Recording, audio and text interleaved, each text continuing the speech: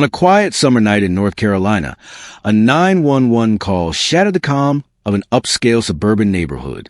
The caller reported a violent incident inside a family home. When emergency responders arrived, they discovered 39-year-old Jason Corbett lying on the floor, covered in blood. Despite their efforts, there was nothing they could do. Jason was dead. What authorities found inside the house immediately raised questions. The scene was brutal. Blood covered parts of the room, and investigators quickly realized this was no ordinary domestic dispute. Jason had suffered multiple devastating blows to the head. Standing in the home were two people who admitted striking him: his wife, Molly Martens, and her father, Thomas Martens, a retired FBI agent. Their explanation seemed straightforward.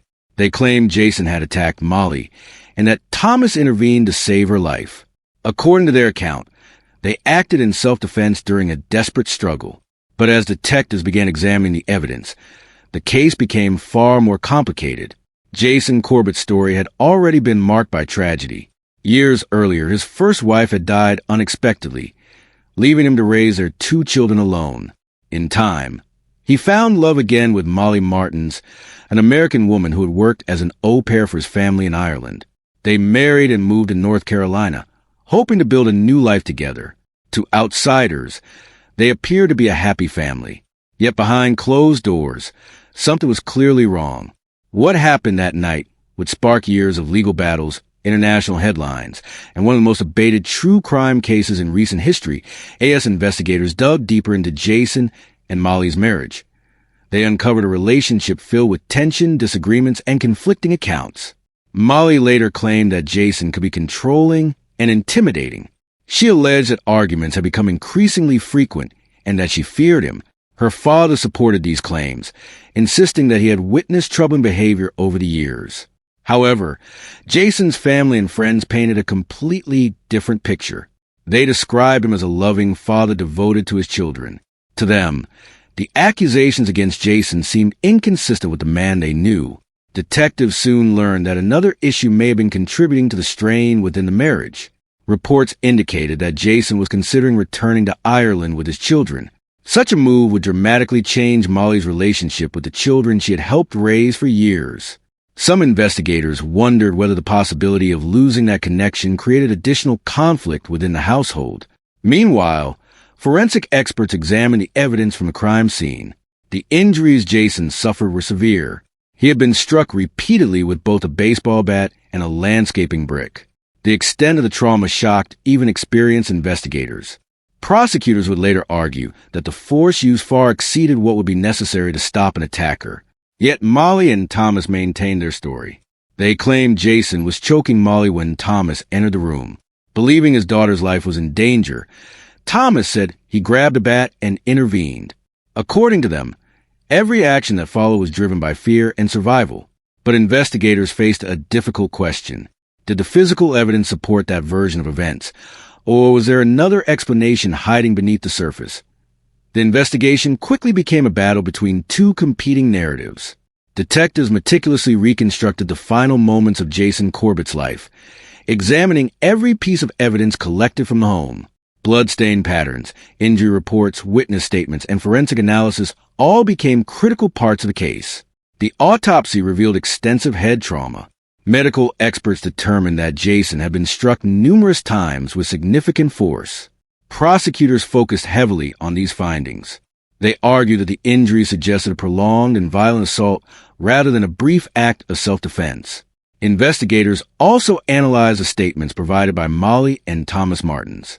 While both insisted they acted to save Molly's life, certain details appeared inconsistent with the physical evidence found at the scene.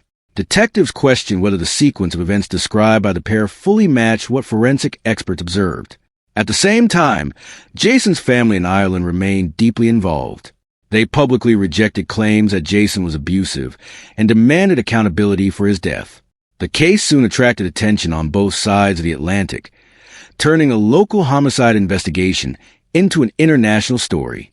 As months passed, prosecutors developed a theory. They believed the killing was not simply a desperate response to an attack. Instead, they argued that deeper issues within the marriage may have played a role. Questions surrounding family dynamics, custody concerns, and personal conflicts became central to the investigation. Eventually, authorities concluded they had enough evidence to move forward. Molly Martens and Thomas Martens were charged with second-degree murder. The stage was set for a courtroom battle that would force a jury to decide which version of events was closer to the truth. When the trial began, the courtroom became the center of intense public interest. Prosecutors presented a case focused on the severity of Jason's injuries and the amount of force used during the fatal confrontation.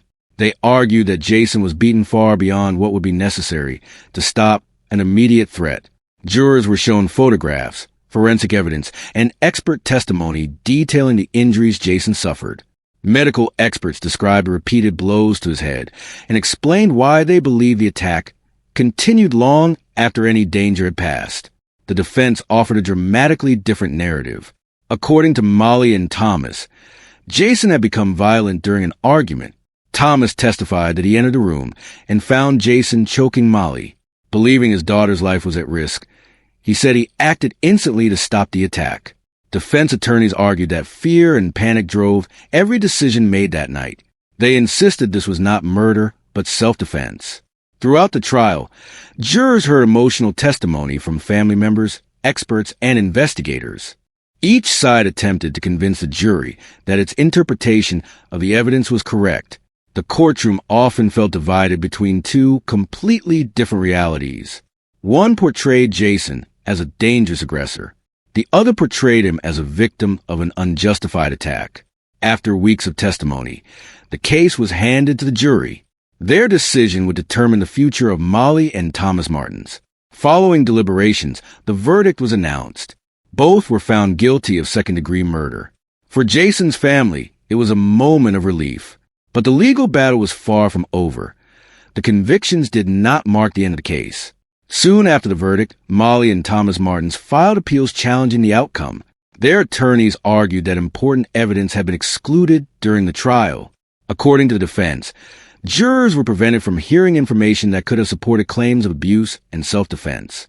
The appeal process attracted significant attention from legal analysts and true crime followers. Many questioned whether the original trial had allowed the jury to hear the full story. Others believed the convictions were supported by overwhelming evidence and should remain in place. Then came a major development. An appellate court overturned the convictions and ordered a new trial. The decision stunned many observers and reopened debates that had never fully disappeared. For Jason's family, the ruling was heartbreaking. They believed justice had already been achieved and now faced the possibility of reliving the entire process again. Supporters of Molly and Thomas viewed the decision differently. They argued that a new trial would provide an opportunity for all relevant evidence to be considered. Public opinion remained sharply divided. Some believed Molly and Thomas acted in genuine fear for their lives. Others believed the physical evidence pointed toward an excessive and unjustified killing. As preparations for another trial moved forward, uncertainty surrounded the future of the case. The appeals process had transformed an already controversial case into an even more complicated legal battle.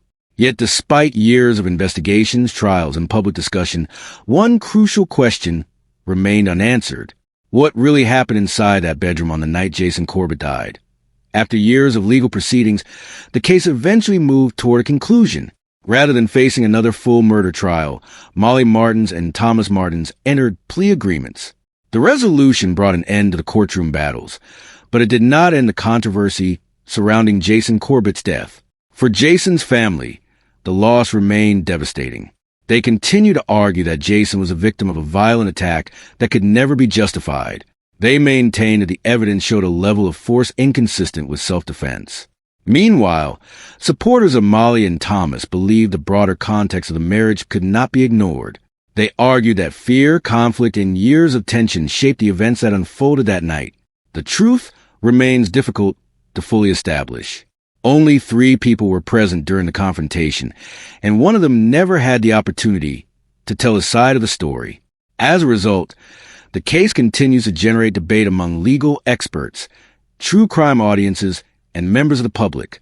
The death of Jason Corbett forces people to confront difficult questions about domestic violence allegations, self-defense claims, family conflict, and the reliability of competing narratives. It is a case where every piece of evidence seems open to interpretation.